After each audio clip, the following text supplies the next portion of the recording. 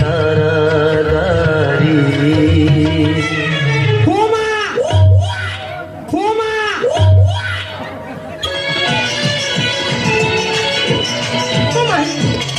আমি এখন কি করি বলো তো? আমার ছেলে বিয়ে করতে গেছে, নতুন